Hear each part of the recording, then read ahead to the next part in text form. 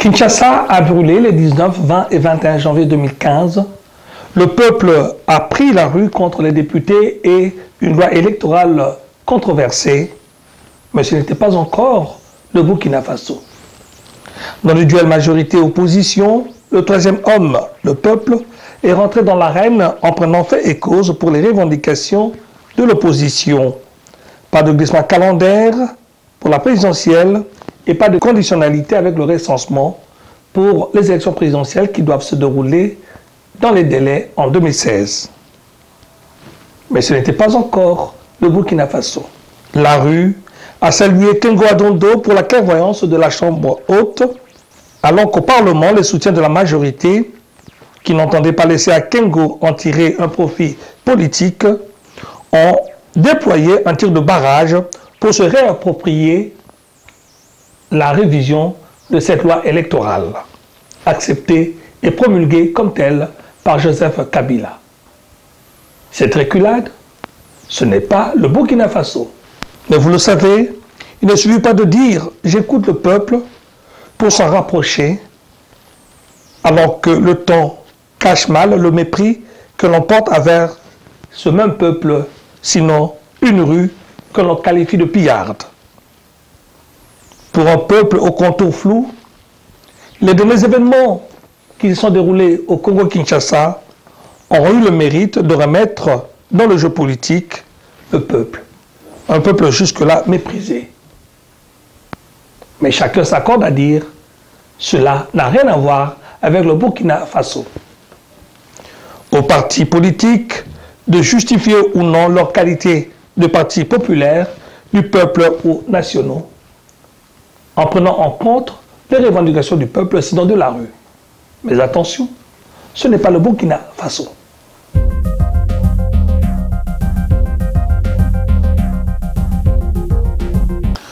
Mesdames, Messieurs, bonjour et bienvenue à cette édition dont voici les titres. 70e anniversaire de la libération d'Auschwitz.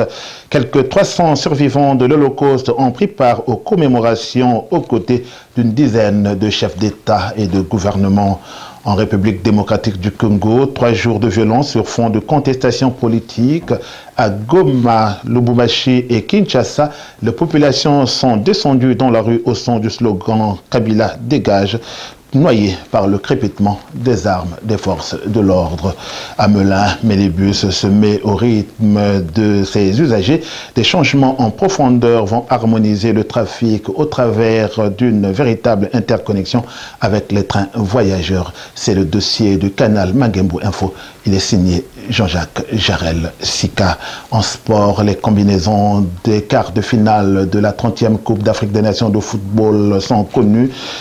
Les deux Congos ouvrent les hostilités sportives dans un véritable duel fratricide ce samedi. Sur les deux rives du fleuve Congo, le temps va s'arrêter en l'espace d'une rencontre sportive. 70e anniversaire de la libération d'Auschwitz, quelques 300 survivants ont pris part aux commémorations aux côtés d'une dizaine de chefs d'État et de gouvernement.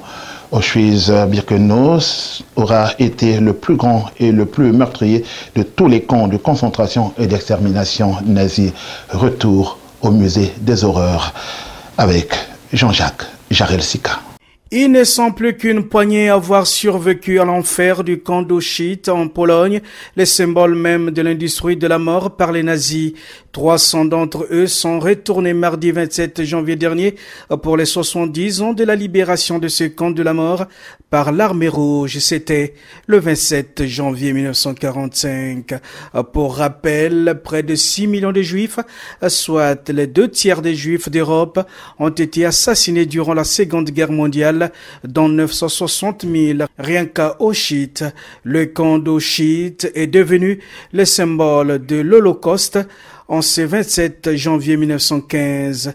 Les bougies allumées se sont révélées comme une lueur qui éclaire dans le noir des tristes moments pour entrevoir l'avenir avec la négation de la barbarie. Plus jamais ça, oui, plus jamais ça. Hélas, si la Shoah a des visibles commémorations qui renvoient au devoir de mémoire pour prévenir qu'une vague effroyable de haine déferle à nouveau sur terre, de nombreux génocides quasi sournois en cours en divers points du monde, parfois dans l'indifférence de tous.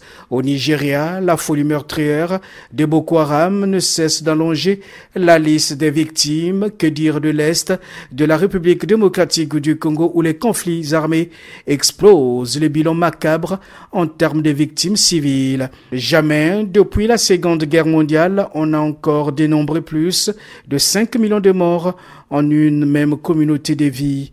Et la mort rôde toujours au travers de la quasi-instabilité qui pousse les populations à l'exode, à l'entassement dans des camps de fortune, où se développent des épidémies tout aussi exterminatrices que les balles qui les mettent en fuite. Les femmes prises pour cibles militaires en sont réduites au viol, aux mutilations et autres traitements dégradants quand elles ne sont pas simplement battues pour s'y être opposées. Pourtant, dans la région, les génocides rwandais auraient pu interpeller les consciences. Hélas, l'homme agit toujours comme si quelque chose dépassait en valeur la vie humaine. Mais alors quoi? Assurément, pas les visées expansionnistes. La République démocratique du Congo, secouée par des émeutes sur fond de contestation politique à Goma, Lubumbashi ou Kinshasa, 3 jours durant, le peuple, notamment la jeunesse, a battu le pavé et investi la rue au son du slogan « Kabila dégage ». Comme en pareille circonstance, la police a chargé et on déplore quelques 50 morts. Retour sur les faits avec Jean-Jacques Jarel Sika. Attention, certaines images peuvent heurter la sensibilité et apparaître insoutenables. Kinshasa, la capitale de la République démocratique du Congo, a été secouée ces derniers jours par des manifestations sévèrement réprimées, l'armée ayant tiré à balles réelles dans la foule, faisant 42 morts selon la Fédération internationale des droits de l'homme. Depuis 2011, beaucoup de représentants de la classe politique et de la société civile disent qu'ils n'accepteront pas qu'on touche à la Constitution, et c'est le même son de cloche du côté de la diaspora africaine de France. Le pouvoir revient au peuple. Quand ils trouvent que le peuple se met dans la rue, il se révolte, il pose des actes qui sont vraiment ignobles, il est possible qu'il lâche le pouvoir. Un président qui doit rester dans 15 ans, 20 ans, 18 ans, non, quand même, façon que je vois. Ça ne m'intéresse pas de ça. Nous aurons le bon sens de se souvenir d'un Congolais patriote qui a su mettre en place les institutions, qui a ramené la démocratie, qui a relancé l'économie et qui, après, il est parti parce que la Constitution lui a obligé de partir. La loi controversée a été examinée par le Sénat dans une version amendée, un recul pour le pouvoir de Kinshasa après 3 jours de colère dans la rue. Une manche qui est gagnée. L'élection va devoir se tenir en 2016, avec ou sans recensement. Et si les événements survenus en République démocratique du Congo avaient un air de déjà-vu, pour l'historien Anissé Mobé Fonciama, les événements de Kinshasa sont la résultante des exacerbations des différentes crises que traîne le pays. Anissé Mobé Fonciama s'est confié à Joseph Pouloulou.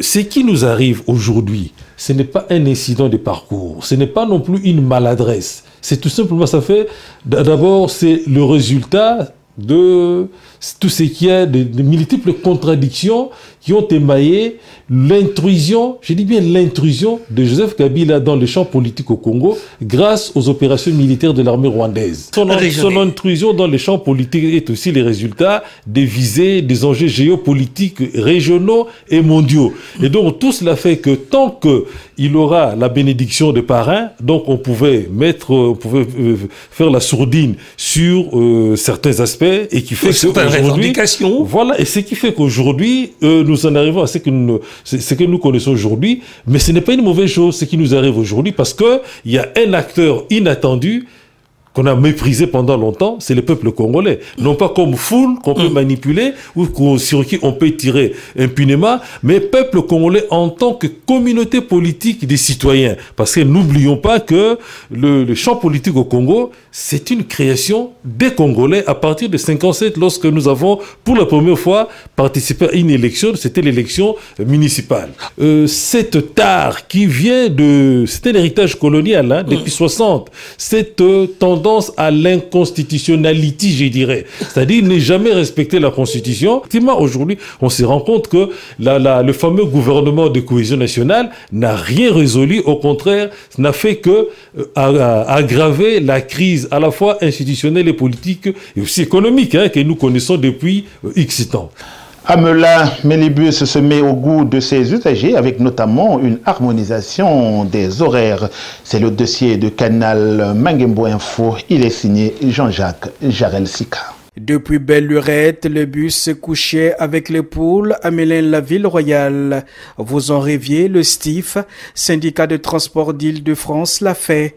À partir du 2 février 2015, le réseau Mulubus devrait étendre ses horaires de passage les soirs et les week-ends. Avec une desserte jusqu'à 23h du lundi au samedi, l'offre du réseau Mulubus devrait s'étoffer dès le début de février prochain et améliorer les correspondances avec les trains. Un renfort portant sur les lignes A, E, F, D, L, E, C, de quoi réjouir les habitants de l'agglomération Méléva de Seine. Quand je suis arrivé dans la région ici, tous les bus s'arrêtaient à 21h. Ça, c'est une très bonne nouvelle. J'habitais un moment à Damari, il fallait même à 21h aller à pied chez soi, à partir de la gare de Melun. Espérons que derrière la sécurité, et puis les bus fonctionneront normalement. Et ben maintenant, ça permettra aux gens de rentrer chez eux en sécurité. Parce que vous vous rendez compte, il y a des gens qui finissent tard, donc c'est-à-dire qu'ils doivent se taper toute la route pour rentrer. Alors que là, maintenant, il y a le bus, donc c'est bon. Une ville comme Milan, c'est une grande ville. C'est une grande ville, Milan. Et tu arrives quelque part, tu viens à Paris, tu arrives à 19h ici, il n'y a pas de bus. Si tu n'as pas de voiture aussi, il faut prendre le taxi. Mais ce n'est pas tout le monde qui va avoir l'argent pour le taxi toujours. Les lignes H Mélin et H Damary-Lélis qui fonctionnent le dimanche et les jours fériés verront leur fréquence doublée et leur amplitude horaire seront augmentées avec un bus toutes les demi-heures de 7h31 à 22h22.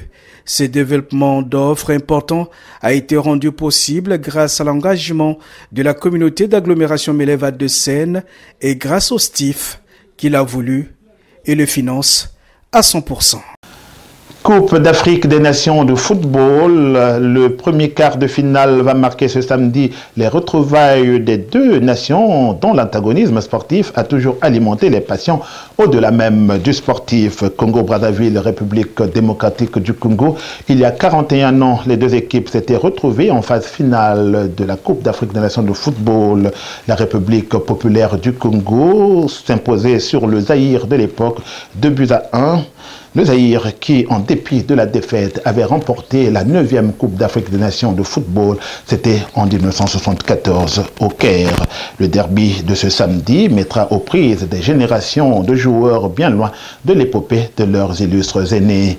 Entre une équipe des Léopards de la République démocratique du Congo, plus expérimentée, et une équipe des Diables Rouges du Congo-Brazzaville, forte de sa jeunesse et surtout amenée par un certain Claude Leroy, ancien sélectionneur des Léopards de la RDC, les jeux sont ouverts. Jean-Jacques Jarel Sika a promené son micro auprès des sportifs qui y vont de leurs pronostics. Non seulement c'est un match de resserrement de liens, de réconciliation, d'amitié, et surtout pour l'Afrique centrale, c'est une bonne nouvelle. Parce que ces deux nations qui furent à la base, il y a très longtemps, des grandes nations de foot, qui ont été un peu oubliées par la mauvaise gouvernance. Maintenant, ils sont revenus. C'est une bonne chose. Et on attend tous le match. Le meilleur qui gagnera sera l'Afrique centrale. Je salue les coachs qui ont fait un travail énorme. On est qualifiés et nous pensons bien que nos amis de Brazzaville ils sont en train de regretter, ils savent que nous allons gagner. Donc on sera en demi-finale.